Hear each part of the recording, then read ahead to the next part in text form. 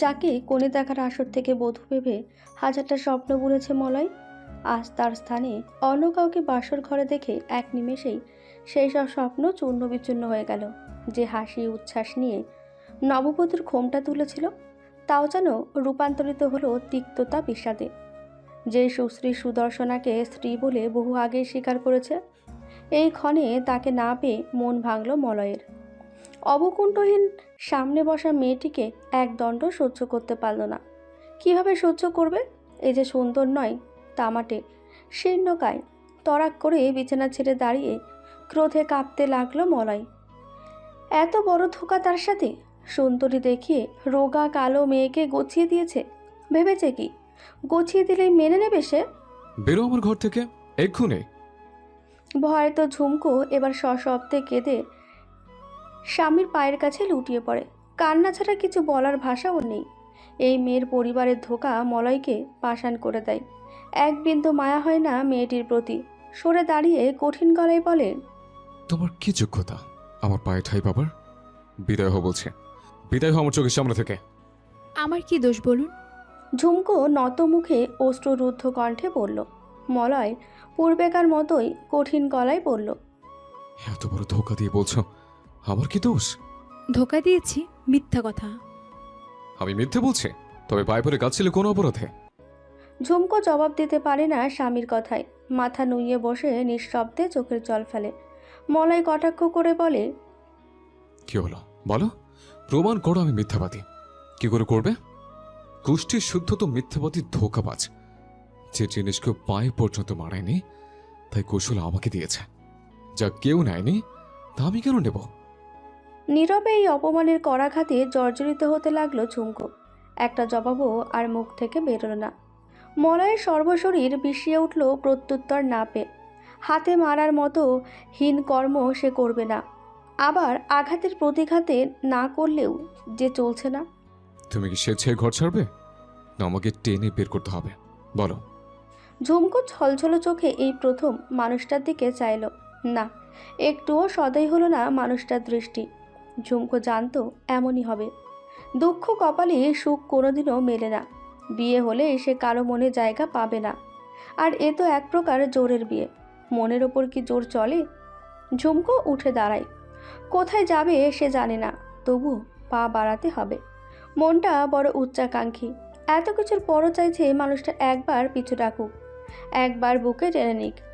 দরজার কাছে এসে থামলো ঝুমকো। আরেকবার তাকাতে মন চাই। যদি এবার মানুষটার করুণা হয় এই চোখের জল দেখে। বান্দি করে হোক তবুও ঘরে ঠাঁই দিত। সাহস হলো না। কাপা হাতে দরজা খুলে বাইরে পা রাখতেই শব্দ করে দরজা বন্ধ করে দেয় মলয়। বজ্রঘাতের ন্যায় চমকে উঠল ঝুমকো। বন্ধ দরজার পানে চেয়ে রইল অসহায় চোখে। মনে পড়তে লাগলো সকালের ঘটনা। জপার বিয়ে উপলক্ষে সমস্ত বাড়ি উৎসব মুখর। আগের দিন দূরের অনেক আত্মীয় স্বজনরা এসেছে। তাদের থাকার ব্যবস্থার দায়িত্ব রনির ওপর দিয়েছে মা। রনির কাছে বিরক্তের এই কাজ। তাছাড়া বিয়ের ডেকোরেশন নিয়েও তার ব্যস্ততা। তাই সে বড় বোনকে ধরেছে এদিকটা সামলে নেবার জন্য। ভাইয়ের প্যারেশানি দেখে না করতে পারল না ঝুমকো। রনির বয়স কম, অনেক কিছুই সহজে বোঝে না। ঝর্ণা বেগম জানেন বড় মেয়ের মনের অবস্থা। বয়সে ছোট বোনটি সুন্দরী হবার কারণে তারই আগে বিয়ে হয়ে যাচ্ছে। পাড়াপড়শিরা এই নিয়ে টিপ্পনি কম কাটছে না। লজ্জায় কদিন ঘর ছেড়ে তেমন বের হয়নি সে। ঝর্ণা চায় না মেয়ে আরও কষ্ট পাক। এমনিতেই ঝুমকো কখনো মনোকষ্ট জাহির করবে না। 3 সন্তানের মধ্যে বড্ড চাপা স্বভাবের তার এই মেয়েটি। তুই না পারলে অন্য কাউকে বল, ঝুমকো যাবে না। ঝর্ণা বেগম ছেলেকে বললেন। রনি বলল, সমস্যা কি? আপু তো বসেই আছে। বললাম না তুই অন্য কাউকে বল। মায়ের ধমকে কিছু বুঝে উঠল না রনি। ব্যস্ততার চাপে বোধবুদ্ধি কমেছে খানিকটা। ঝুমকো মাকে বলল, কেন মা, আমি গেলে কি জবার বিয়েতে অমঙ্গল হবে? ঝর্ণা ব্যথিত মুখে বললেন, ছি ছি, ও কি কথা রে ঝুমি? তবে নিষেধ করছো কেন মা?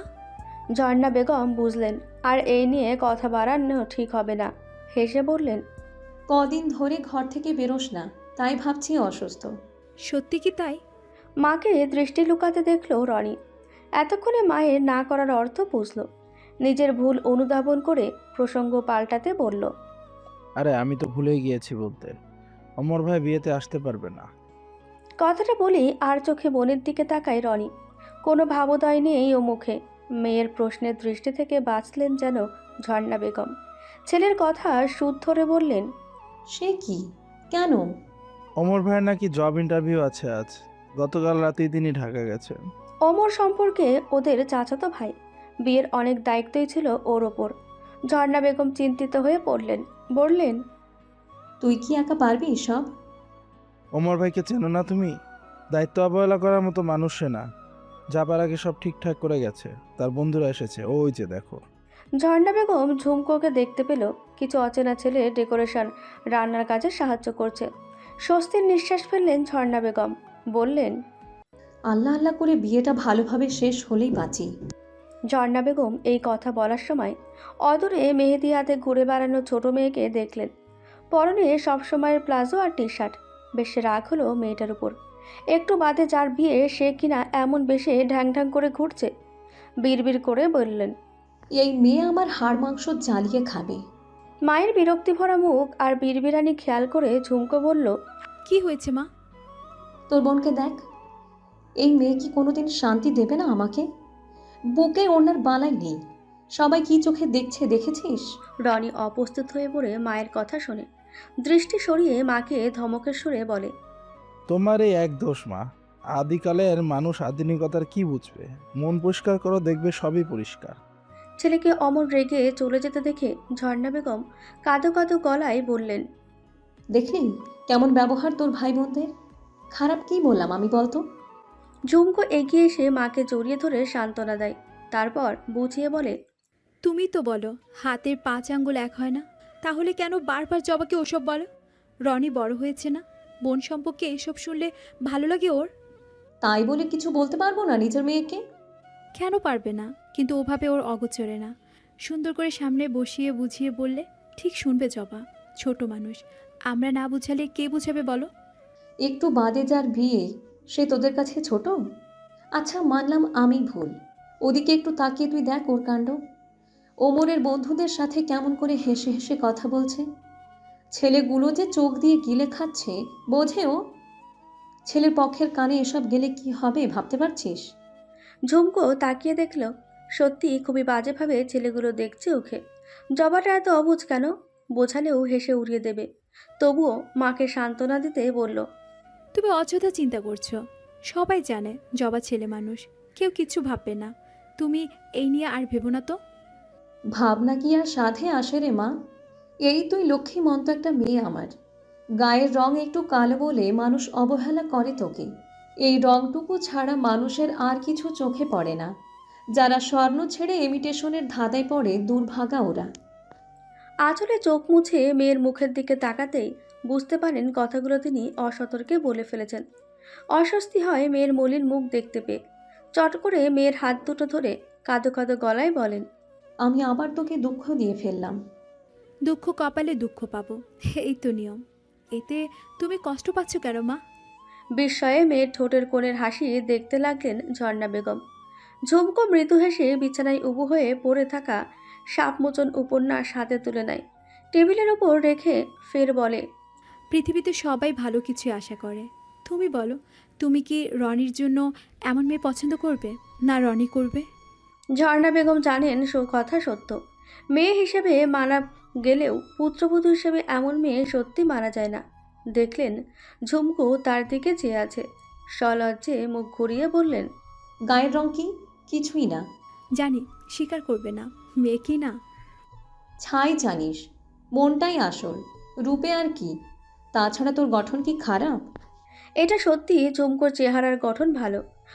কালো রং আর শুষ্কতায় যা সহজে কারো চোখে পড়ে না।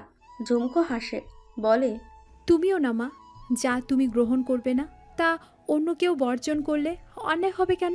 ঝর্ণা বেগম এই কথারও খণ্ডন করতে চেয়েছিলেন, কিন্তু এমন সময় তার ডাক পড়ল বাইরে। কোণে সাজাতে পার্লার থেকে লোক এসেছে। সাজগোজের সব কিছু ঝর্ণা বেগমের আলমারিতে। মেয়ের দিকে এক পলক তাকিয়ে বেরিয়ে গেলেন। ঝুমকো দরজা ফিচিয়ে ঘরের সব পর্দা টেনে দিল। কারো সুখে নজর লাগাতে চায় না। জবার মন ধুকপুক করছে।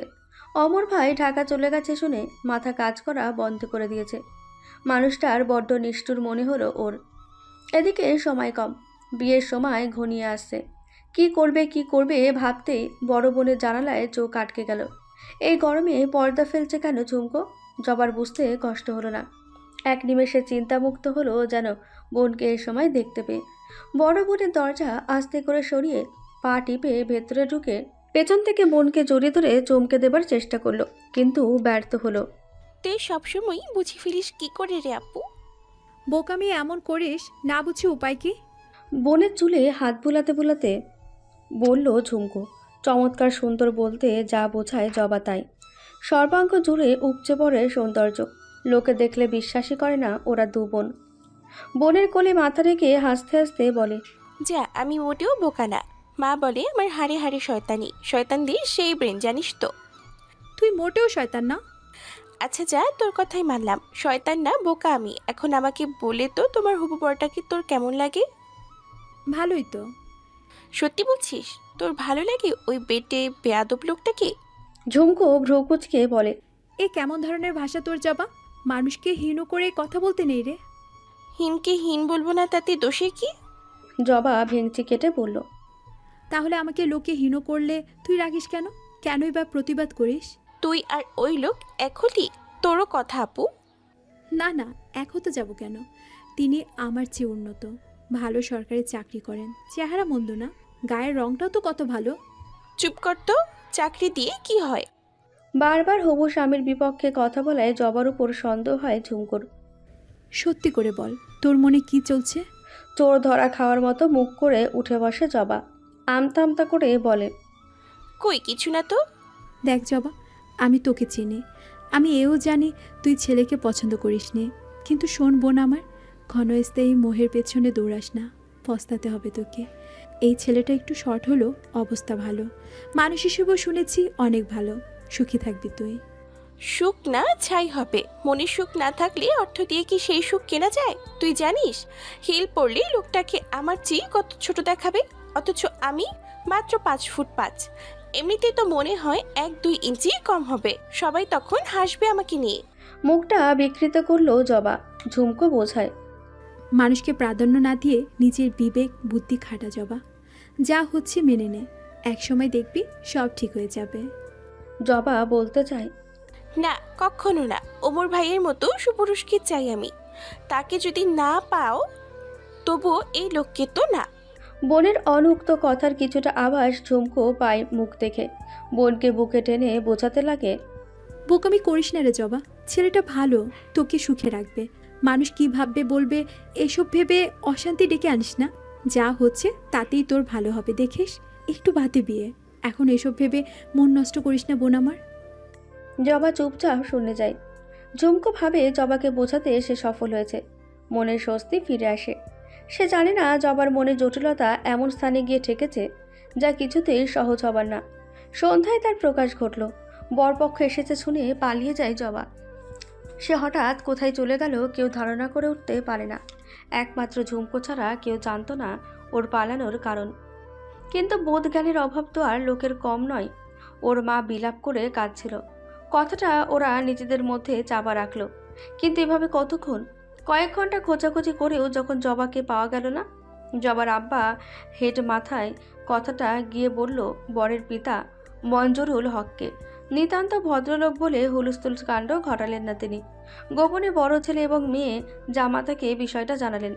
ওরা ক্ষুব্ধ হয়ে উঠলে মঞ্জুরুল হকই ওদের শান্ত করলেন। জানাজানি হলে মান সম্মান তাদেরও যে থাকবে না। মেয়ে দেখার দিন ঝুমকোকে দেখেছিলেন তিনি। হবু বেয়ায় সেদিন আক্ষেপ করে বলেছিলেন ঝুমকোর দুর্ভাগ্যের কথা। মেয়েটির কালো হওয়ার চেয়ে আজ নিজের সম্মান বড় হয়ে দাঁড়ালো মঞ্জুরুল হকের। তিনি সিদ্ধান্ত নিয়ে ফেললেন কি করবেন। ঝুমকোর পিতামাতা প্রথমে রাজি হননি। ঝুমকো তো নয়, কিন্তু একসময় ঝর্ণা বেগম রাজি হয়ে যান। এরও কারণ রয়েছে। পাঠকরা নিশ্চয়ই বুঝতে পেরেছেন। ঝুমকো নিজের হীনমন্যতার দরুন রাজি হয়। যথারীতি বিয়ে হয়ে কোনো রকম জানাজানি ছাড়া শ্বশুরালয়ে আসে ঝুমকো। পুরোটা পথ কেঁদেছে সে। মলয় হয়তো এতটাই খুশি ছিল যে পুরোটা সময় ঘুরেছিল। এই কৃষ্ণকলির কৃষ্ণবর্ণ চোখে লাগতে নির্দয়ভাবে কেটেছে ঘোর। দরজায় কড়া পড়ে। মলয় নিশ্চল। কড়া পড়ার সাথে সাথে পিতার গম্ভীর গলার স্বর শুনে দরজা খুলে দাঁড়ায়। মলয় দেখে বাড়িশুদ্ধ লোক এসে দাঁড়িয়ে সেখানে। এক কোণে মাথায় কাপড় দিয়ে দাঁড়ানো ঝুমকো। জ্বলন্ত চোখে সেদিকে তাকাতেই মঞ্জুরুল হক ধমকে উঠলেন। এতটা নিচে তুমি কি করে নামলে মলয়? আপনি আমাকে নিজ বলছেন আব্বা? ওরা কত বড় ধোকা দিয়েছে দেখুন। ক্রোধে গলার স্বর কাঁপছিল মলয়ের। মঞ্জুরুল হক কিছুক্ষণ মৌন থেকে বললেন, যা হবার হয়েছে, সকালে এ নিয়ে কথা হবে। যাও বউকে নিয়ে ঘরে যাও।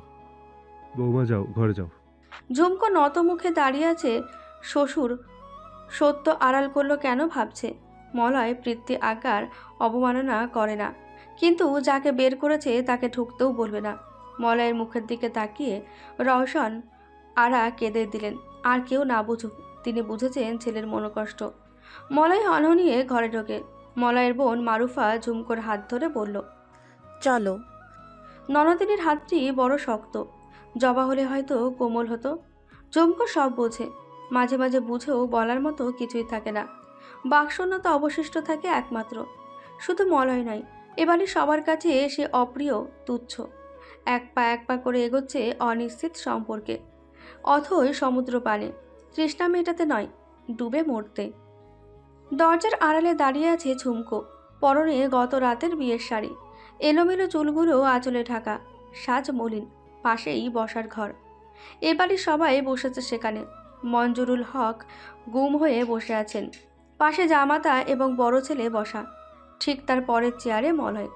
মলয়ের বড় ভাই মাহফুজ কথা বলল, শোন মলয়, যা হয়েছে মেনে নে। বিয়ে তো আর ছেলে খেলা না। তাছাড়া মেয়ের গায়ের রং ময়লা হলেও দেখতে খারাপ না। মানিয়ে গুছিয়ে চললে চলা যায়। মেনে নিয়ে বললেই তো মেনে নেওয়া যায় না ভাই। আমার পক্ষে ওকে মেনে নেওয়া অসম্ভব। মঞ্জুরুল হক বলেন, তাহলে কি চাও, সাফ সাফ বলো দেখি। তালাক। হ্যাঁ, তালাক দিতে চাই। দৃঢ়ভাবে বলল মলয়। বসার ঘরের কোণে দাঁড়ানো এ বাড়ির মেয়ে লোক বিস্ময়ে মুখ চাচাই করে। মঞ্জুরুল হক খেকিয়ে ওঠেন, একদিন পেরোলো না, এখনই তালাক চাইছো? এই জন্যই কি ও মেয়েকে কাল পুত্রবধূ করেছি? শোনো মলয়, আর যা ইচ্ছে তুমি করো, কিন্তু তালাক দিতে পারবে না। বলি, আমিও তো সমাজে বাস করি, অর্থ প্রাচুর্যের মালিক না হই, মান সম্মান তো কম নেই আমার। ছেলের বিয়ের পরদিন বউ তালাক দিতে চায়, লোকে শুনলে কি বলবে? জীবন আমার, যার সিদ্ধান্ত আমিই নেব। লোকের ভয় তো পায়ের জিনিস গলায় পরে জীবন পার করতে পারবো না আব্বা। তালাক আমি দেবই, তাতে যা হয় হোক। মলয় এমনিতেই ভালো, কিন্তু ওর একঘেয়েমি স্বভাবে বড় দোষ। একবার কিছু ভাবলে সহজে টলানো যায় না। এই জন্য ছোটবেলা মার কম খায়নি পিতার কাছে, কিন্তু আজ তো আর সেই দিন নেই। ছেলে বয়প্রাপ্ত হয়েছে, কথার মার প্যাচে কাহিল করতে না পারলে সম্মান থাকবে না। শ্বশুরকে রাখতে দেখে জামাতা জুবায়ের বলল, তাড়াহুড়ো করে সিদ্ধান্ত নেবেন না মলয় ভাই। দুষ্টুটি জারি হোক, ভুক্তভোগী আপনারা দুজনই বেশি হবেন। আজকাল নারী গঠিত মামলা খুব ডেঞ্জারাস হয়, যা করবেন ভেবেচিন্তে।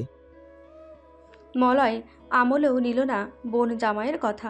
একইভাবে বলল, জেল খাটতে হয়, ফাঁসিতে চলতে হয়, রাজি আছি। তবু এই বউ নিয়ে একদিনের সংসার করবো না, এটা আমার শেষ কথা। এটাই শেষ কথা। এই আস্পর্ধা দেখেছো ছেলের রসন আরা? যত বড় বুক না তত বড় কথা। বলি, কিসের অহংকারে বউ ছাড়তে চাস তুই? আয়নায় দেখেছিস নিজেকে? রওশন বেগম এগিয়ে আসেন। কি বলছেন? থামেন আপনি। থামবো? কেন থামবো? হুরপুরি আনতে গেছিলেন উনি। জামাতার দিকে তাকিয়ে বলেন, জামাই, দেখাও না চিঠিখানা। হুরপুরি তাকে কতটা সম্মান করেছো দেখাও, তারপর দেখি অহংকার কোথায় থাকে ওর। রাগে গজগজ করেন মঞ্জুরুল হক। এতগুলো মানুষের সামনে আজ এত বছর পর ফের অপমানিত হতে হলো। কিসের জন্য? খর্বস্থূল বলে? দৈহিক এই ত্রুটিগুলোকে জীবনের সবচেয়ে বড় অভিশাপ মনে করে মলয়। জীবনভর ছোট হতে হয়েছে এই জন্য। এই ত্রুটি ঢাকতে দিনরাত এক করে পড়েছে। মেধার কারণে সর্বস্তরে প্রশংসা কুড়িয়েছে। অনেকে হিংসে করে, মাঝে মধ্যে ছোট করতে চাইলেও মেধার কারণে পারত না। মেধা চড়ে সে আজ কাস্টমস অফিসার। মাসখানেকের মধ্যে নিজের কেনা ফ্ল্যাটে উঠবে।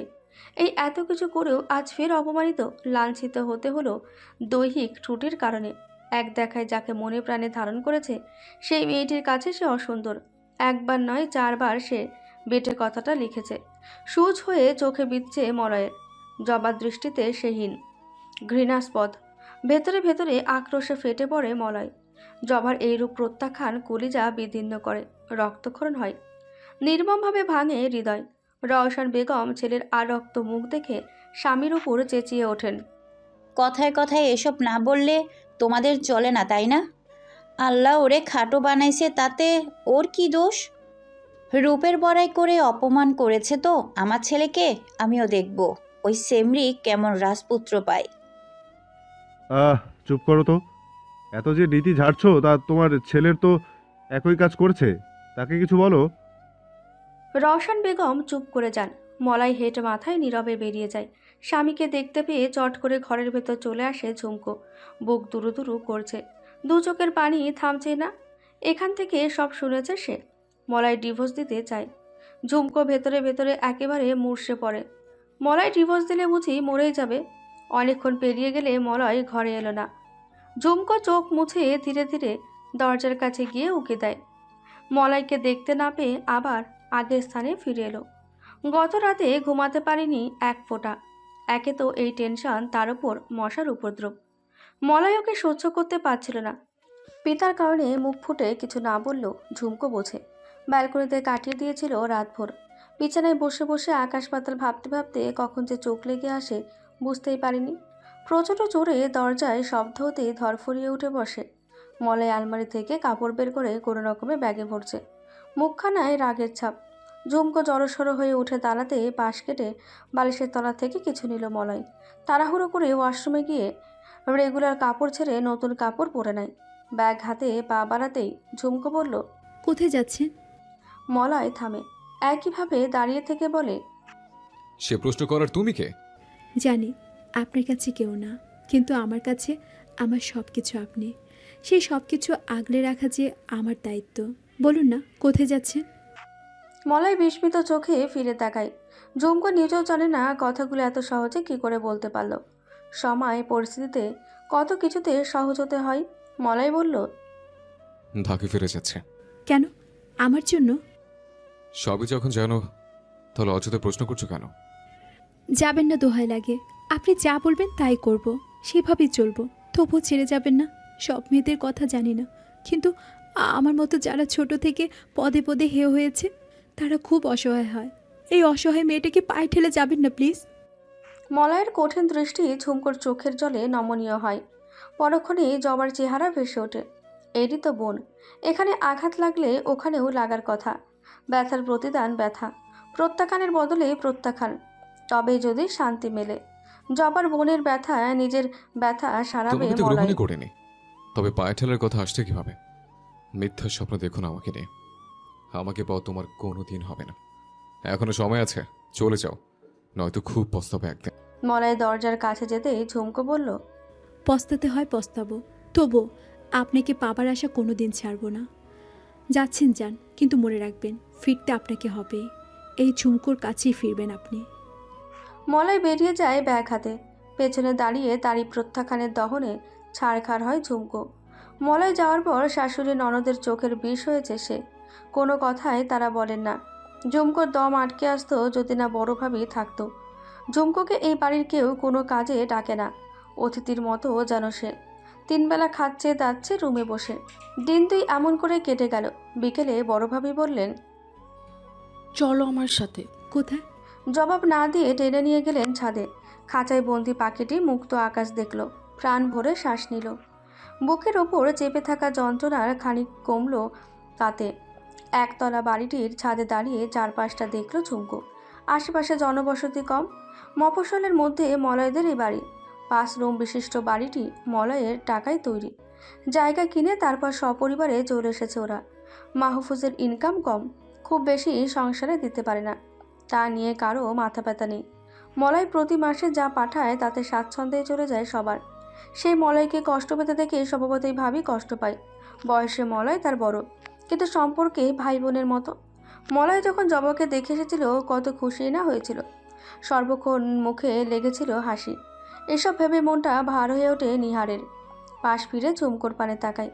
মায়াবতী একটা মেয়ে, রংটাই কি সব? একে অপরের ত্রুটিগুলো কি ওরা ভালোবেসে ভুলতে পারে না? মলয়কে বোঝানোর সুযোগ পায়নি নিহার। পুরুষের ত্রুটি ধরতে নেই, জানো তো? আমি তো ধরিনি ভাবি। শ্রেষ্ঠার সৃষ্টি সবসময় সুন্দর হয়, আমি তাই ভাবি। নিহারিকা ওর কাঁধে হাত রেখে বলে, আমারও এক কথা, রূপে কি, গুণই আসল। তুমি ভেবো না, ধৈর্য ধরো, দেখবে মলয় একদিন তোমার রূপে না হোক গুণে মুগ্ধ হবে। ঝুমকো ম্লান হাসি হাসল। নিহারিকা কি যেন বলতে যাচ্ছিল, এমন সময় ছেলের কান্নার আওয়াজ শুনে তড়িঘড়ি নিচে নামে। উদাস চোখে সামনের দিগন্তের দিকে তাকিয়ে রইল ঝুমকো। মলয়কে সেদিন কত কিছু বলল, মনে জোর পায় কথাগুলো ভেবে। সত্যি তো, সহজে হার মানবে কেন? মনে মনে প্রার্থনা করে মলয় ফিরে আসুক। এবার ফিরলে সত্যিটা বলে দেবে, বলবে মিথ্যে বলেনি ঝুমকো, তাকে ধোকাও দেয়নি। তাকে বলা হয়েছিল মলয় সব জানে, সে নির্দোষ। আজানের সুর ভেসে আসে, সন্ধ্যা উতরে যায়, চারধারে আধার নামে। ঝুমকো এলোমেলো পায়ে রুমে ফিরে আসে। অজু করে জায়নামাজে বসে নামাজ আদায় করে। কেঁদে কেঁদে 2 হাত তুলে প্রার্থনা করে মলয়ের মন পরিবর্তনের জন্য। আড়ালে দাঁড়িয়ে দেখেন রওশন বেগম। স্বামীর মন পরিবর্তন না হলেও শাশুড়ির হয়। নিঃশব্দে রুমে ফিরে আসেন রওশন আরা। অনেক ভাবনা চিন্তার পর সিদ্ধান্ত নেন ছেলেকে কল করবেন, সর্বোচ্চ চেষ্টা করবেন ছেলেকে বোঝাতে। অনেক খোঁজাখুঁজির পর জবার সন্ধান মিলেছে। বান্ধবীর বাসায় লুকিয়েছিল। রনি নিজে গিয়ে নিয়ে আসে। ঝর্ণা বেগম মেয়েকে মারতে উদ্যত হন। রনির কারণে বরাবরের মতন বেঁচে যায় জবা। এত কিছুর পরও জবার মনে সামান্য অনুশোচনা, অনুতাপ, ভয় নেই। মুখে সেই চিরচেনা হাসি। গা জ্বলে যায় ঝর্ণা বেগমের। স্বামীকে বলেন, কই কিছু বলছো না যে? রফিক সাহেব রাগান্বিত মুখে বসেছিলেন। জবা আব্বু বলে কাছে আসতেই কষে চর বসিয়ে দেয় মেয়ের গালে। চমকে ওঠে রনি, ঝর্ণা বেগম। পিতা চরের আঘাত খুব লাগলো জবার। কেঁদে উঠতেই রনি বোনকে বুকে টেনে নেয়। আদরের মেয়েটিকে চর দিয়ে খারাপ লাগে রফিক সাহেবের, কিন্তু ক্ষমা করতে পারেন না মেয়েকে।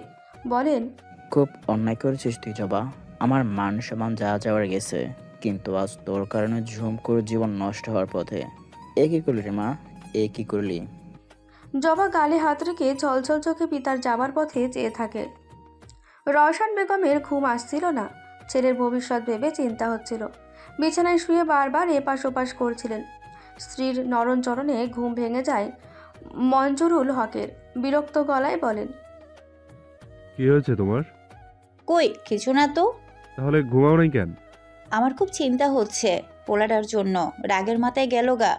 কেমনে কি করতেছে কে জানে, বউটা সারাদিন কান্দে। এমনি কি জীবন চলবো কন? আমি আর কি বলবো, তোমার ছেলে তো আর ছোটটি না যে চর লাঠির ভয় দেখিয়ে কথা মানাবো। সে এখন অফিসার মানুষ, তার দিমাগ আসমান সমান। এই গরিব স্বল্প শিক্ষিত বাপের কথা কি তার ভালো লাগবে? রওশন বেগম হঠাৎই কেঁদে ওঠেন। মঞ্জুরুল হক বিরক্তি ঝাড়েন। আহা, কি শুরু করলে রাত বিরাতে, থামো। স্ত্রীর দিকে পিঠ করে ঘুরে শোন মঞ্জুরুল হক। তারপর বলেন, আমার কথা তো বুঝলো না, তুমি কষ্ট করে দেখো যদি বোঝে। কাল সকালে কল লাগিয়ে দেব, কথা বলে জেনে নিও কেমন আছে। এখন ঘুমাও, আমাকেও শান্তিতে ঘুমোতে দাও। কান্নার শব্দ থেমে যায়। মঞ্জুরুল হকের নাক ডাকার শব্দে রওশন বেগম দীর্ঘশ্বাস ছাড়েন। শেষবারের মতো অতি সন্তর্পণে ঘুরে শোন জানালার দিকে মুখ করে। রাতের আকাশে টিম টিম করে জ্বলছে তারকারাজি। এলো চুলে ঘরের কোণে দেওয়ালে হেলান দিয়ে বাইরে চেয়ে আছে ঝুমকো। চোখের জল শুকিয়ে দাগ পড়েছে গালে। বড্ড নিষ্প্রভ চাহনি। রাতের আধার ঘনীভূত হয়, নিস্তব্ধতা নামে দিকে দিকে। এই ঘরে ওই গাছের চূড়ায় যতদূর চোখ যায় আধার কালো, সেও কালো। তাই তো আজ এই নিঃসঙ্গতার সঙ্গী আধার। মনের চাপা বেদনার সকরুণ আখ্যান ভেসে বেড়ায় এরই মাঝে। ঝুমকো হাঁটতে মাথা ঠেকিয়ে এইটুকু জীবনের স্মৃতিতে অবগাহন করে। জীবনের সুখের না দুঃখের পাল্লা ভারী হলো, তা কেনই বা হলো তাই ভাবে। বিয়ে উপলক্ষে 2 সপ্তাহের মতো ছুটি নিয়েছিল মলাই। এখনও 7 দিন বাকি জয়নিংয়ে। একা বাসায় বসে বসে বোর হচ্ছিল। বাইরে যাবার ইচ্ছেটাও একেবারে নেই। অর্থহীন লাগে জীবনটা। আজকাল আয়নার সামনে দাঁড়াতে পারে না। আয়নাটা কাপড়ে ঢেকে রেখেছে। গোছালো জীবনটা তছনছ হয়েছে জবা নামক দমকা হওয়ায়। জবা কেন কিছুতেই এই নাম ভুলতে পারছে না মলয়? কেন মন মস্তিষ্কে জেগে বসে আছে ওই নাম? বৃদ্ধাঙ্গুলি এবং তর্জনী চেপে ধরেছে কপালে। ঠিক সেই সময় বেজে ওঠে মোবাইলের রিংটং। আগের রোমান্টিক টিউনই বদলে রিল্যাক্সিং টিউন সেট করেছে, তবু লাভ তো হয়নি। স্ক্রিনে আব্বা নামটি ভাসছে টিউনের তালে তালে। মাথা ধরাটা মুহূর্তেই আরও বেড়ে যায় ক্রোধে। পিতার ওপর খুব রাগ জমেছে ওর। কেবলই মনে হয় বাড়ির লোক ইচ্ছে করেই এমনটা করেছে। কিন্তু কেন? এত তো দেয় তাদের মলয়, বিনিময়ে একটুখানিও কি তার পাওনা নেই? কি পেল সে? সহসা ঝুমকোর মুখোমুখি চোখের সামনে উদ্ভাসিত হলো। শক্ত মুঠোর মধ্যে রিং হওয়া মোবাইল ছুঁড়ে ফেললো অদূরে। ঘরময় আবার সেই নীরবতা।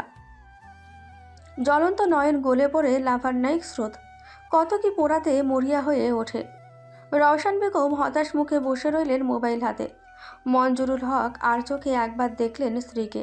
পাঞ্জাবি গায়ে চড়িয়ে বললেন, কি কেটে দিল?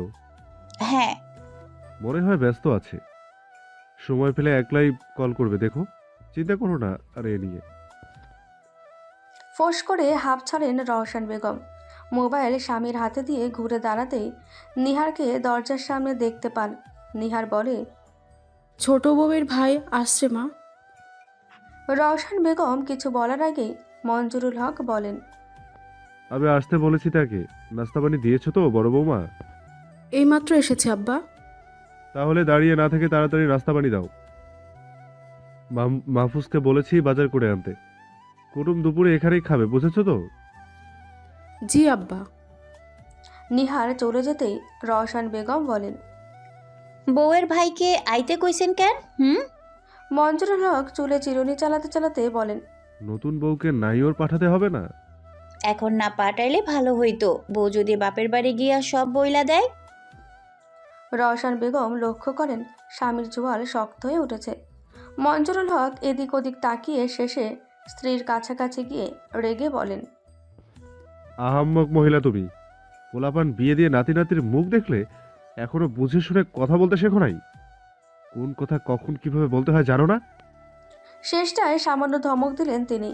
রওশন শুষ্ক মুখে বললেন, আমি তো। স্ত্রীকে কথা শেষ করতে না দিয়ে মঞ্জুরুল হক বলেন, শোনো রওশনারা, তোমার এত বড় ছেলে আবেগের টানে মাছ দরিয়া হাবুডুবু খায়। হাজার বললেও হুঁশ জ্ঞান হবে না এখন তার।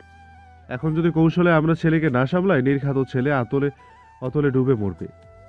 আমার দাদা বলতেন, প্রয়োজনে মানুষ বাদরের গলাতেও মালা পরায়। প্রয়োজন বুঝলে রওশনারা প্রয়োজন। মান বাঁচাতে এখন অনেক অপছন্দকেও পছন্দ বলে চালিয়ে দিতে হবে। ছেলের কষ্টে কি আমার কষ্ট হয় না মনে করো? খুব হয়, কিন্তু কি করব? শব্দ করে দীর্ঘশ্বাস ছেড়ে আয়নায় শেষবার নিজেকে দেখে দরজার দিকে পা বাড়ানোর পূর্বে পুনশ্চ বলেন, অন্দরের দায়িত্ব ছেলেমেয়ের। কি করে বউয়ের মুখ বন্ধ রাখতে হয় সেই ভাবনা তোমার। যাই, কুটুম বসিয়ে রাখতে রে বেশিক্ষণ। শব্দ করে পা ফেলে বসার ঘরের দিকে চলে যান মঞ্জুরুল হক। রওশন বেগম ভাবনায় পড়েন।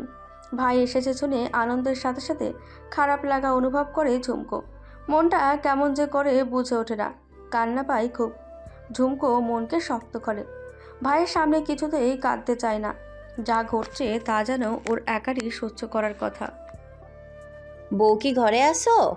অকস্মাৎ শাশুড়ির গলা এই ঘরে শুনে চমকে ওঠে ঝুমকো। মাথায় আঁচল তুলে স্তত্র পায়ে এগিয়ে যায়। বলুন। মা ডাকটা জড়তায় জড়িয়ে বসে যায় গলায়। রওশন বেগম পুত্রবধূর হাতটা ধরে খাটে বসেন। মুখোমুখি বসিয়ে আন্তরিক গলায় বলেন, সকালে খাইছো কিছু? ঝুমকো মাথা নেড়ে হ্যাঁ বলে। রওশন বেগম মৃদু হেসে হাতের মুঠোয় থাকা ঝুমকোর হাতের উপর হাত বুলাতে বুলাতে বলেন, তুমি হয়তো ভাবো আমি নিষ্ঠুর পাষাণ। তোমার ভাবনায় আমার কি দোষ? ছেলের কষ্টে আমিও কেমন যেন হয়ে গেলাম। মা তো তাই। ছেলের কষ্ট খুব লাগে রে মা, মিথ্যে বলবো না। তোমার বোনের কারণে রাগ হয়েছিল মেলা, তাই তো তোমার সাথে কথা কই না এ কয়দিন। আর যখন শুনলাম তোমার ভাই নিতে আইছে, বিশ্বাস করো বুকটা কেমন মোচড় দিয়ে উঠল। ছুঁইটা চলে আইলাম। তুমি কি আমার উপরে রাগ কইরা আসো বউ? ঝুমকো লজ্জিত মুখে বলে, না না, রাগ করবো কেন? তাইলে মা কইরা ডাকলা না যে একবারও? ঝুমকোর গলায় বসে যাওয়া মা ডাকটি কিছুতেই কণ্ঠ নিঃসৃত হতে চায় না। ও ডাকটা এতদিন শুধু যে আপন গর্ভধারিণী মায়ের জন্যই ছিল। শাশুড়িকে কাতর চোখে তাকাতে দেখে ঝুমকোকে জড়তা কাটাতেই হলো। আমি রাগ করিনি মা। রওশন বেগম জড়িয়ে ধরলেন পুত্রবধূকে। থুতনি ছোঁয়া আঙুলে চুমু খেয়ে বললেন, খুশি হইলাম তোমার ব্যবহারে। আর একটা কথা কই মা তোমারে, মলয়ের বাইরেরটা তুমি যত কঠিন দেখছো, ভিতরটা ততটাই নরম। কঠিন সচরাচর কারোর সাথে সে হয় না। তোমার বোনের ধোকায় বড় কষ্ট পাইছে পোলা আমার, তাই একটু রাগ হইছে। ও নিয়ে চিন্তা করো না তুমি। বেড়া মানুষের রাগ যেমন তাড়াতাড়ি হয়, তেমনই যায়গা। ধৈর্য ধরো, ধৈর্যের ফল মীরা হয়। হেড মাথায় নীরবে শাশুড়ির কথা শুনে ঝুমকো বলতে ইচ্ছে করে অনেক কথা, কিন্তু বলে না। শাশুড়ির কথাকে সঠিক ভাবতে ভালো লাগে। রওশন বেগম ঝুমকোর ভাবগতি বুঝতে চেষ্টা করেন। পুরোপুরি বুঝে উঠতে না পেরে আবার বলেন, মেয়ে হয়ে জন্ম নিলে কত কি সহ্য করতে হয়। আমি নিজেও কি কম সইছি? শাশুড়ি ননদের অত্যাচারে সহ্য করেও এই ভিটে ছাড়ি নাই। আমার বাপ ভাই লোক মুখে শুনে আমারে ছাড়াইয়া নিতে চায়। দিনরাত কানতাম, তোমার শ্বশুর বাপ মায়ের কথার উপর যাইতো না। সে কয় তার কিছুই করার নাই, সংসার আমার ভাঙনের পথে। তালাক হইলে কি মেয়ে মানুষের কোনো দাম থাকে? লোকে মন্দ কয়, বুঝলা? কয় ঘর ভাঙানি মাইয়া। লোকের কথায় বড় বিষ গোমা। ঠিক করলাম, মরি আর মরবো তাও যাব না। বাপ ভাইয়ের আমার জেদের কাছে হাইরা চইলা গেল। শাশুড়ি ননদও একসময় হার মানে। ছেলে মেয়ে হইল, সংসারে আমার দাম বাড়ল। আজ দেহ আমারে। ধৈর্য ধরলে সুখ একদিন ঠিক আসে। রওশন বেগমের ভাষার টানে মাঝে মধ্যে আঞ্চলিকতার টানটা যেন একটু বেশি আসে। তার এই সত্য মিথ্যা মেশানো কথায় কাজ হয়েছে, প্রভাব পড়েছে ঝুমকোর ওপর।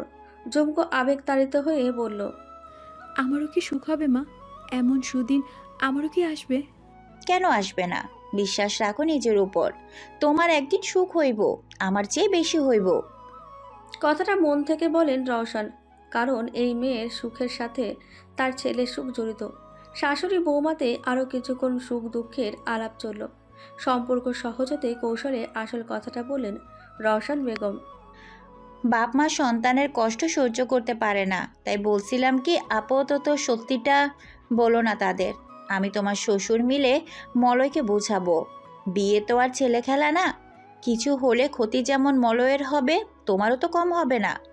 আমরা চাই না তোমার জীবন নষ্ট হোক। তাছাড়া জানাজানি হলে তোমার বোনটারও তো আর বিয়ে হবে না।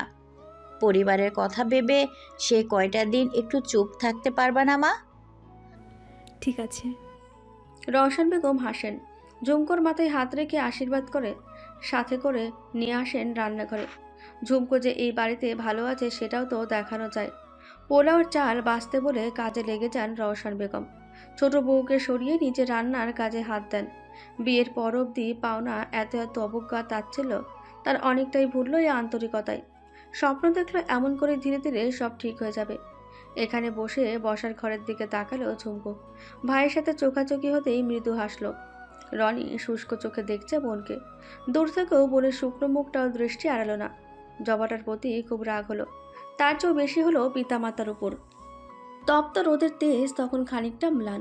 পরন্ত বিকেলের জড়তা চারিদিকে। মলয়দের বাড়ির পাশে পাকা সড়ক। এই শ্রান্ত বিকেলে যানবাহনের দেখা সহজে মিলছে না। যা মিলছে তার কোনোটা যাত্রী ভর্তি, কোনোটা বা নববধূর পিত্রালয়ে যাওয়ার জন্য অনুপযুক্ত। ঝুমকোর ভাসুর বাড়ির সামনের পথের প্রান্তে দাঁড়ান। আগেই বলেছি এই স্থানে মলয়ের পরিবার নতুন আবাস গড়েছে। খুব বেশি পরিচিত কেউ নেই এদিকে তাদের। তাজা শান্তির।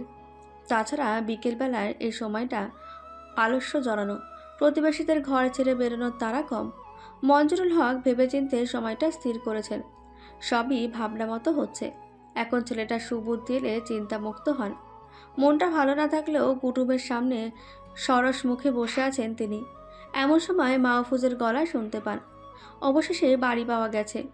পাশে বসা রনিকে দেখলেন। ছেলেটা গুমসুম মেরে বসেছিল এতক্ষণ, এবার একটু নড়েচড়ে ওঠে। এই ঘর থেকে বেরোতে পারলে যেন বাঁচে সে।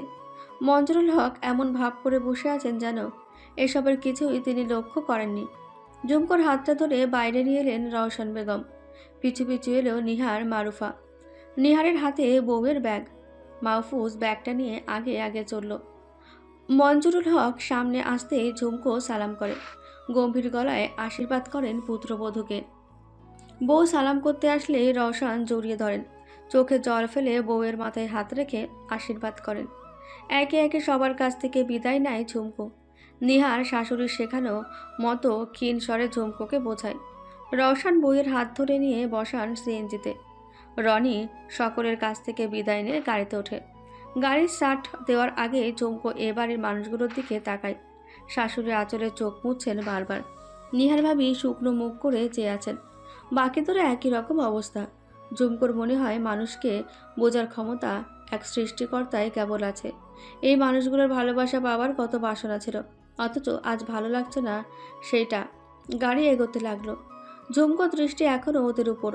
ননদ ভাসুর বাড়ির ভেতরে চলে গেলেও বাকিরা একইভাবে দাঁড়িয়ে আছে। শ্বশুরালয়ে দৃষ্টিসীমার পেছনে পড়তেই ভেতরটা আনন্দে উদ্বেলিত হয়। এই আনন্দ অপর পৃথ্বী ঘিয়ে ফেরার। প্রাণ ভরে শ্বাস নেয়। রনি মুখ ঘুরিয়ে বোনকে দেখছে। ঝুমকোর অস্বস্তি হয়। সে বলে, কি হয়েছে? তুই ভালো আছিস তো আপু? ঝুমকোর আনন্দ বোবা কান্নায় পর্যবসিত হয়। ভাইকে জড়িয়ে ধরে চিৎকার করে বলতে চায়, আমি ভীষণ খারাপ আছি রে রনি, এতটাই যে মরতে ইচ্ছে হয়।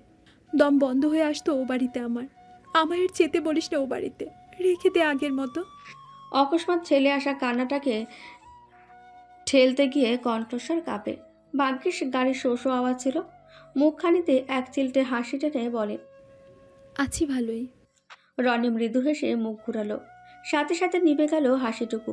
ভাইয়ের পাশে বসে ঝুমকোর শান্তি লাগছিল। এই কদিনে এমন শান্তি পায়নি সে।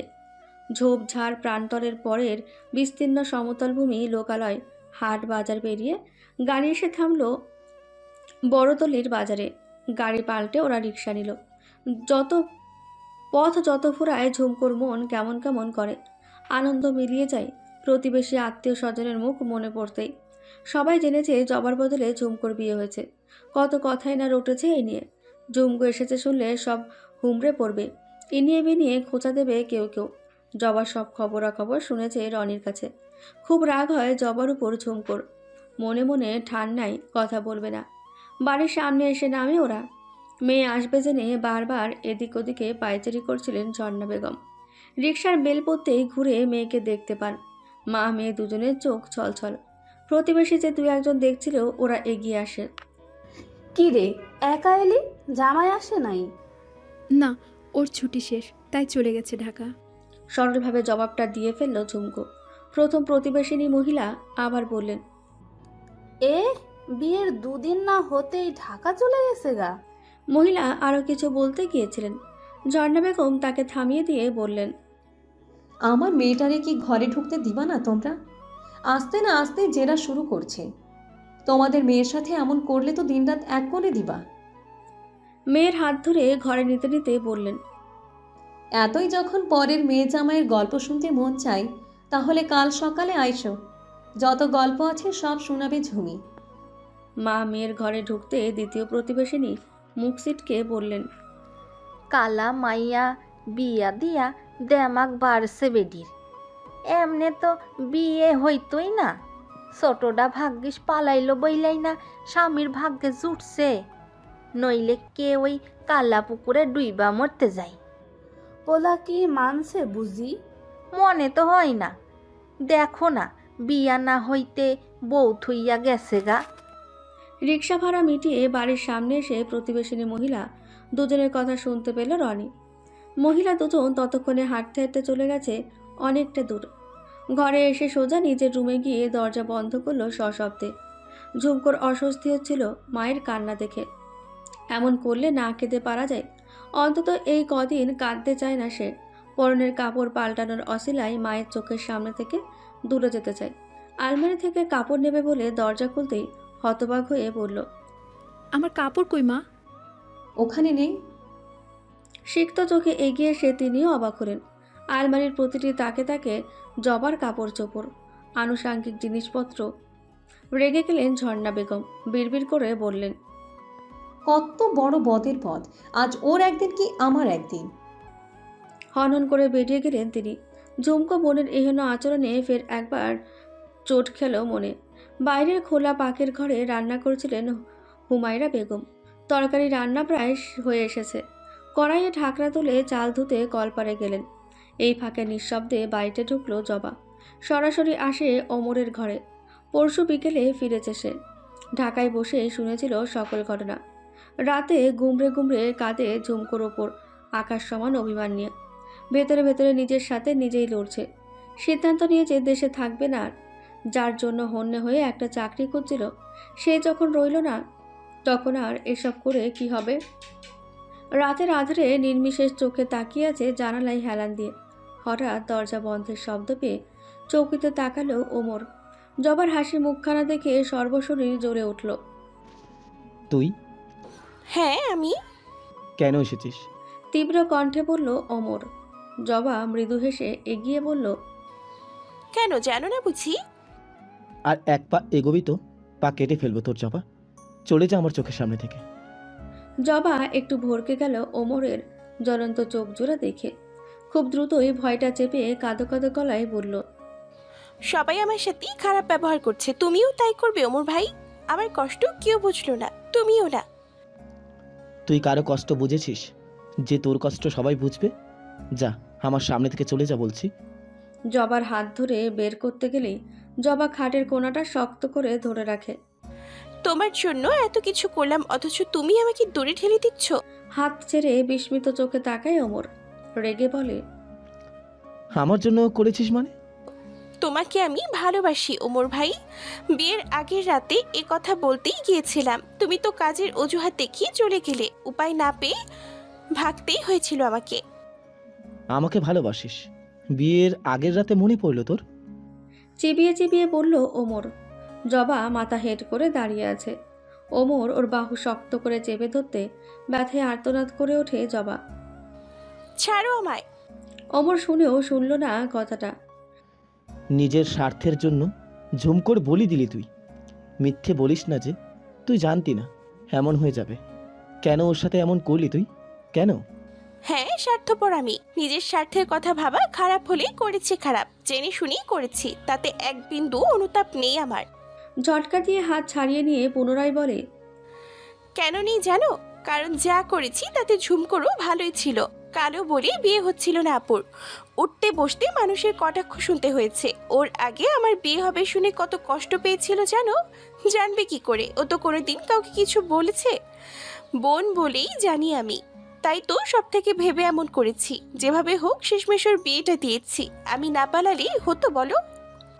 রাগত মুখে বিদ্রুপ করে হাসল ওমর। বলল, দয়ার মূর্তি আমাদের জবা। বোনের জন্য নিজের হমুর স্বামীকে ত্যাগ করেছে। হিয়া আল্লাহ, এমন মহা মানবীর দর্শন পেয়ে আমি তো ধন্য। দে দে দে দে তোর চরণ ধুলি মাথায় নেই। ওমর ঝুঁকতেই জবা চট করে সরে যায়। কান্নাজড়িত কণ্ঠে বলে, সত্যি তুমি আমাকে অবিশ্বাস করলে ওমর ভাই? হ্যাঁ, কারণ তুই বিশ্বাসের যোগ্য না। তোর এসব নাকে কান্না অন্য কেউ ভুলতে পারে, আমি না। শেষবারের মতো বলছি, চলে যা আমার চোখের সামনে থেকে। অমরের প্রত্যাখ্যানে জেদ চেপে যায় জবার। দৃঢ়তার সঙ্গে বলে, যাব না। এখন কিন্তু আমার হাত উঠে যাবে জবা। জবা নিরুত্তর রয়। ওমরের ধৈর্যের বাঁধ ভাঙে এবার। কষে চর বসিয়ে দেয় জবার গালে।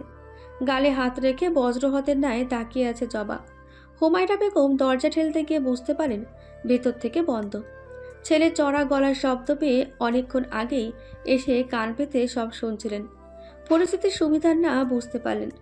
আশেপাশের কেউ গুণাক্ষরও যদি কিছু টের পায়, তবে কেলেঙ্কারি রটে যাবে। এই মেয়ের মান সম্মান ভাবনা তো কোনো কালই ছিল না, হবেও না। মাঝখানে তার ছেলেটা মান হারাবে। দরজায় চপেটাঘাত করে ছেলেকে ডাকলেন, ওমর, দরজা খোল। চোখের নিমেষে দরজা খুলে যায়। সামনে কুপিত ছেলেকে দেখে কথা খুঁজে পান না সহসা। ঘাড় ঘুরিয়ে জবাকে কাঁদতে দেখে বললেন, ও এখানে কি করে ওমর?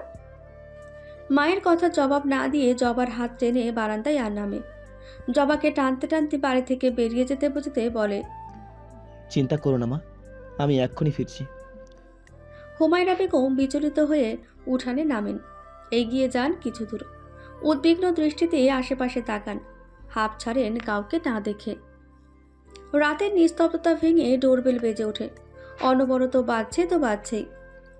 ঘরে এই সময় ঝর্ণা বেগম এবং ঝুমকো ছিল। ঝর্ণা বেগম নামাজে বসেছিলেন। ঝুমকো ছুটে এলো, দরজা খুলে দিতেই দেখতে পেল ওমরকে। মুখ চোখ কঠিন, ফর্সা মুখখানা রক্তিম বর্ণ ধারণ করেছে রাগে। ঝুমকোকে এই সময় এই বাড়িতে আশা করেনি ওমর।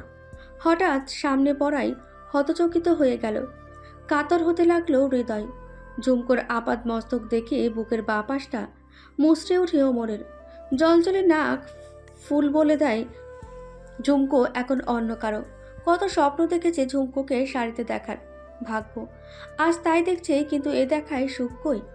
এই যে দহনের শিখা, দর্শনে কেবল চক্ষু জ্বালায় না, অন্তরও জ্বালায়।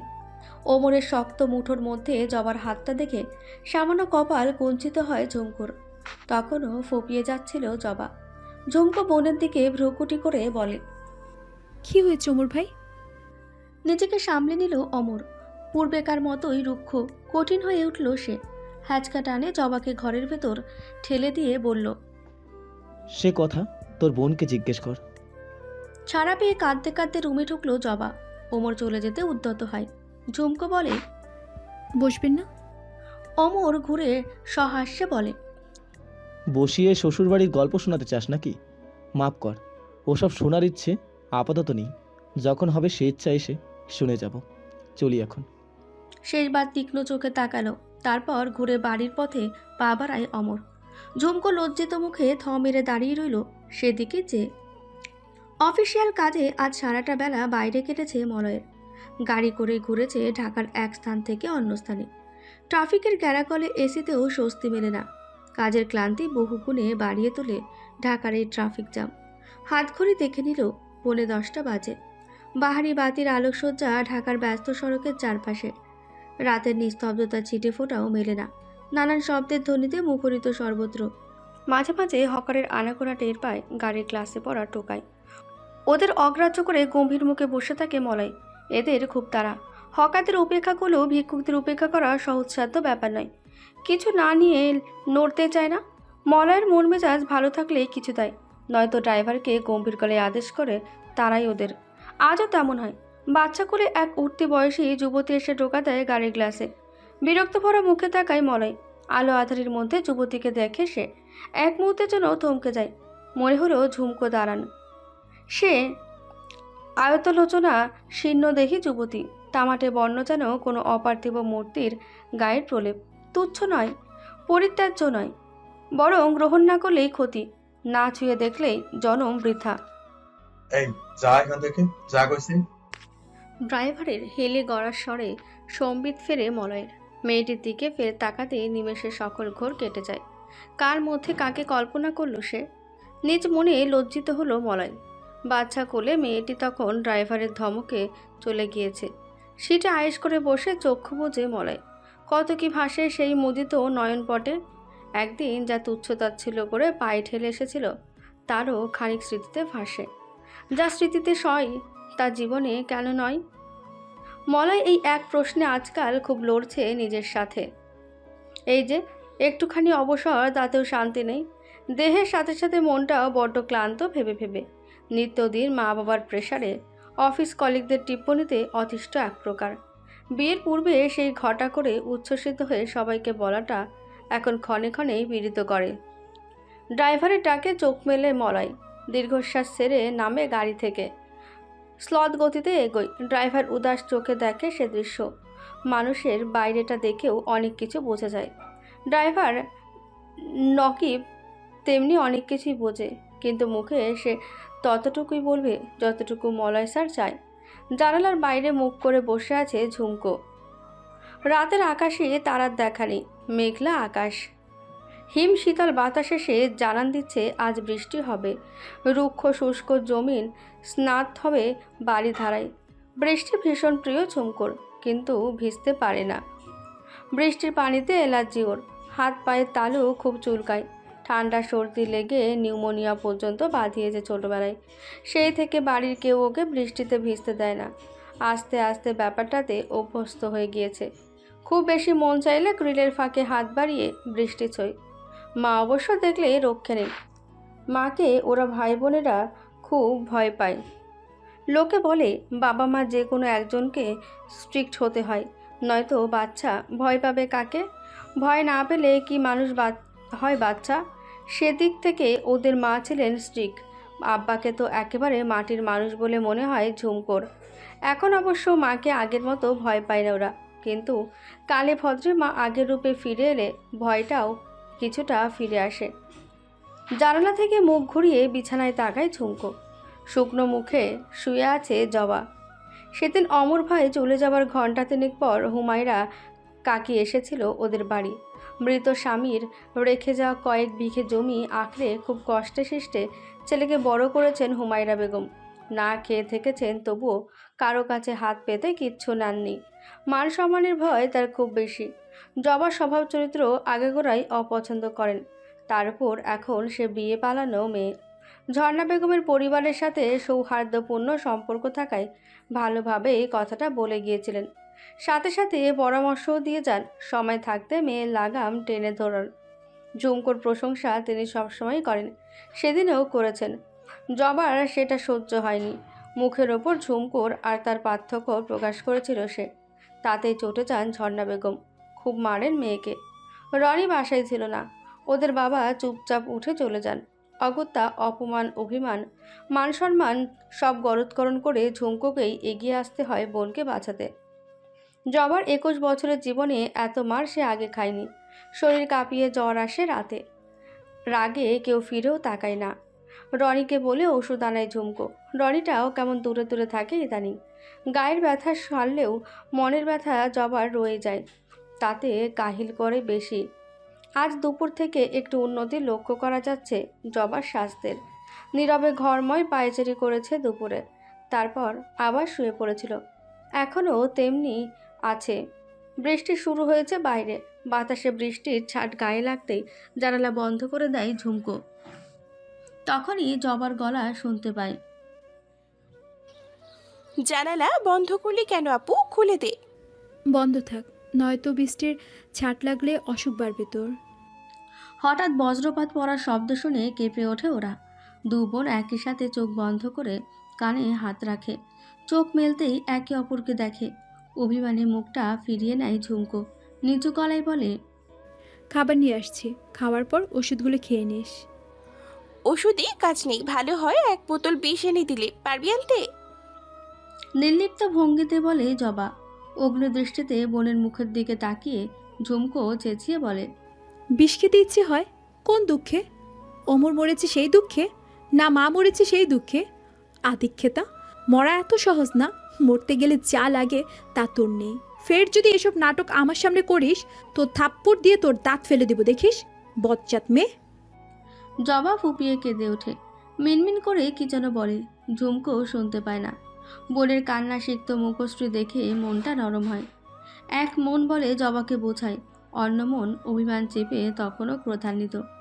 জবা কোনোদিন শুধরাবে না ভাবতে ভাবতে রুম ছেড়ে বেরিয়ে যায় ঝুমকো। জবা চোখের পানি মুছে দেওয়ালমুখো হয়ে শুয়ে পড়ে। একবার যখন বলেছে খাবে না তো তাই হবে। কিছুক্ষণ পর ঝুমকো খাবার নিয়ে এসে দেখলো জবা ঘুমিয়ে পড়েছে। কয়েকবার ডাকার পরও উঠল না। কাছে গিয়ে ধাক্কা পর্যন্ত দিল। গাছের গুঁড়ির মতন পড়ে আছে বিছানায়। হাত ধরে টানতেই হাত ছাড়িয়ে নিল। মেজাজ খারাপ হয় ঝুমকোর। এত কিছুর পরও যেমন ছিল তেমনই আছে। কোনো রকমের অনুশোচনা, অনুতাপ লক্ষ্য করল না জবার মধ্যে। মেজাজ মর্জি পূর্বের ন্যায় রয়ে গেছে। একটিবার ক্ষমা পর্যন্ত চাইল না। ভাব এমন যেমন যা হয়েছে হবারই ছিল। নিজের কথা স্মরণ হয় ঝুমকোর। বোনের খামখেয়ালিপনার দায়ভার এখন ওর উপর। কী হবে শেষটায় জানা নেই। তবে যাই হোক, চরমভাবে ভুগতে হবে। যন্ত্রণার এক এক বিন্দু বিষ স্বেচ্ছায় পান করা ছাড়া উপায়ও দেখছে না। এখানে আসার পর শ্বশুর শাশুড়ির সাথে টুকটাক কথাবার্তা হয়েছিল, এখন সেটাও হয় না। এদিকে মায়ের দৃষ্টি সর্বদা ওর ওপর। মলয়ের কল আসছে না। বউয়ের খোঁজ খবর নেওয়ার সময় বা ইচ্ছে কোনোটায় তার নেই ঝুমকো জানে, কিন্তু কাউকে বলতে পারে না। এ বেনামি সম্পর্ক খুব কষ্ট দেয়। ছটফট করে মরে ভেতরে ভেতরে। খাবার ট্রে হাতে কিচেনে আসে ঝুমকো। চোখ জ্বলছে।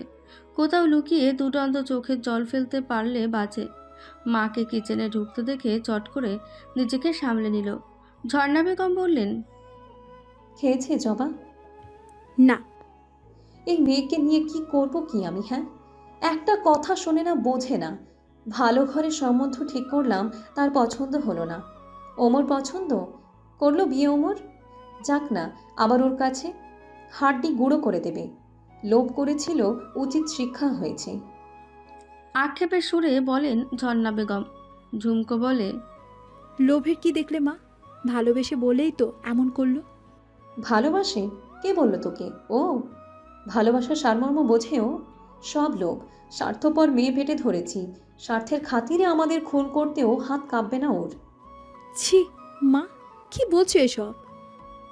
কি বলছি? কেন বিয়ের আসরে কি করলো দেখলি না? আমাদের কথা একটিবার ভেবেছিল সেদিন? নিজের কথা না ভেবে সেদিন তুই এগিয়ে এলি। আজ তোর দুঃখের শেষ নেই। ঝুমকো অপ্রস্তুত হয়ে পড়ে মায়ের মুখ থেকে সত্যিটা শুনে। আমতা আমতা করে বলে, দুঃখ? কিসের দুঃখ? আমি ভালো আছি। একদম মিথ্যা বলবি না ঝুমি। তুমি কি যে বলছো মা, সত্যি ভালো আছি আমি, সব ঠিক আছে। মুখ ঘুরিয়ে পরিষ্কার গ্লাস হাতে নিয়ে আবার ধৌত করে পানি ভরে আর ফেলে। ওর হাত কাঁপছে। শাশুড়িকে কথা দিয়েছে কাউকে কিচ্ছু বলবে না। মাকে তো বলা যাবে না। সব জানলে তুলকালাম কাণ্ড ঘটাবে মা। লোক জানাজানি হবে। মুখ দেখাবে কি করে এরপর? মেয়ের দিকে স্ত্রীর দৃষ্টিতে কিছুক্ষণ তাকিয়ে থেকে ঝর্ণা বেগম বললেন, তুই বলছিস সব ঠিক আছে, আচ্ছা মানলাম। মলয়কে একটা কল কর দেখি। চমকে তাকায় ঝুমকো। কান্না ঠেলে আসতে চায়। মাকে জড়িয়ে ধরে বলতে চায়, মা গো, ও আমাকে স্বীকার করেনি, আমাকে তোমাদেরকে ধোকাবাজ মিথ্যাবাদী বলেছে। অপমানের কষাঘাতে তিল তিল করে মরছি আমি, মুক্তি দাও মা। মনে পড়ে শাশুড়ির বলা কথাগুলো। মুক্তির স্বাদ বিষাদ থেকে। মাথা হেট করে মাকে বলে, ওর নাম্বার নেই আমার কাছে। ঝর্ণা বেগম মেয়েকে নিজের দিকে ঘুরিয়ে জিজ্ঞেস করেন, সত্যিটা বল আমাকে ঝুমি। ঝুমকো মাথা নাড়ায়। ঝর্ণা বেগম কড়া স্বরে বারবার একই প্রশ্ন করতে থাকেন। ঝুমকো রেগে গিয়ে বলে, বললাম তো কিচ্ছু হয়নি। আমাকে তোর বোকা মনে হয়? মাথার চুল আমি হাওয়ায় পাকাইনি। ও বাড়ি থেকে এসেছিস 2 সপ্তাহ পার হচ্ছে। একটা দিন জামাইয়ের সাথে কথা বলতে দেখিনি, শুনিনি। আর তুই বলছিস কিছুই হয়নি? সত্যি সত্যি বল, কি হয়েছে তোদের? বারবার একই কথা, সত্যি সত্যি। তবে শোনো, জোর করে যার গলায় পরিয়েছ সে ছুঁড়ে ফেলেছে আমাকে, বলেছে কোনো দিন স্বীকার করবে না। কেন করবে? সুন্দর দেখিয়ে কালো রোগা মেয়েকে গছিয়ে দিয়েছো তোমরা, আরও শুনতে চাও? হাতের উল্টো দিকে চোখ মুছে ঝুমকো পুনরায় বলে, এত করে বললাম দিও না বিয়ে আমার, দিও না। তোমরা কেউ শুনলে না। মান সম্মানের দোহাই দিয়ে আমার জীবনটা শেষ করে দিলে। মিথ্যে বললে ছেলে আমাকে বিয়ে করতে রাজি। ছেলে সেই দিনও রাজি ছিল না, কোনো দিনও হবে না। মিথ্যায় বাধা সম্পর্কের পরিণাম এই তো হবে। কেন জিজ্ঞাসা করছো তবে? কেন কেন? ঝর্ণা বেগম হতবুদ্ধি হয়ে দেখছেন মেয়ের আরক্ত মুখ। ঝুমকো রাগে কাঁপতে কাঁপতে ছুটে চলে যায় রনির রুমে। রনি বাইরে গেছে। শূন্য রুমটার দরজা রুদ্ধ করে বসে বসে কাঁদে ঝুমকো। ঝর্ণা বেগম দরজার বাইরে দাঁড়িয়ে মেয়েকে ডাকেন। বিয়ের আসরে জবার পালিয়ে যাওয়ার ঘটনায় দিশেহারা হয়ে পড়েছিলেন। বেআই মশাই যখন নিজ থেকে ঝুমকোকে নিতে চাইল, প্রথমে না করেছিলেন। এক মেয়ের স্থানে অন্য মেয়েকে এমন করে দিতে রাজি ছিলেন না। কিন্তু বেআই মশাইয়ের পীড়াপিড়ি এবং মান সম্মানের কথা ভেবে রাজি হতে হয়। ছেলের অজ্ঞাতে এত সব হতে পারে ভাবনাতেও আসেনি তখন। ধোঁকা তারা দেয়নি, দিয়েছে ছেলের পরিবার। তাহলে তার মেয়ে কেন ভুগবে? ভেতর থেকে মেয়ের সারা শব্দ না পেয়ে ভয় হয় ঝর্ণা বেগমের। চিৎকার করে মানুষ ডাকতে লাগলেন। ওমর ঘরে শুয়েছিল। কাকির চিৎকার শুনে ছুটে আসে। ঝর্ণা বেগম সাবল এগিয়ে অসংলগ্নভাবে বলেন, দরজা ভাঙ ওমর, আমার ঝুমকো কথা বলছে না, তাড়াতাড়ি কর বাপ। অমরের শরীর অবশ হয়ে আসতে চায়। নিজেকে বোঝায় সে এখন তার দুর্বল হওয়া চলবে না। শাবল দিয়ে দরজা ভাঙতে লাগলো। চিৎকার শুনে ইতিমধ্যেই এ বাড়ি ও বাড়ির মানুষ এসে জড়ো হয়েছে। ঝর্ণা বেগম থমথমে মুখে দাঁড়িয়ে আছেন। চিন্তিত মুখেও ও ঘর ছেড়ে জবা বের হয়েছে। সবার মধ্যেকার উত্তেজনা বেড়ে যায় ফ্যানের সাথে বাঁধা শাড়ির ফাঁস গলায় নিয়ে ছটফট করা ঝুমকোকে দেখে। ভাঙা দরজা ঠেলে অমর পাগলের মতো ছুটে গিয়ে পা জড়িয়ে তুলে ধরে। সকলে মিলে ঝুমকোকে নামায়। অমর দ্রুত ওর গায়ে চাদর টেনে হাত পা মালিশ করতে লাগলো।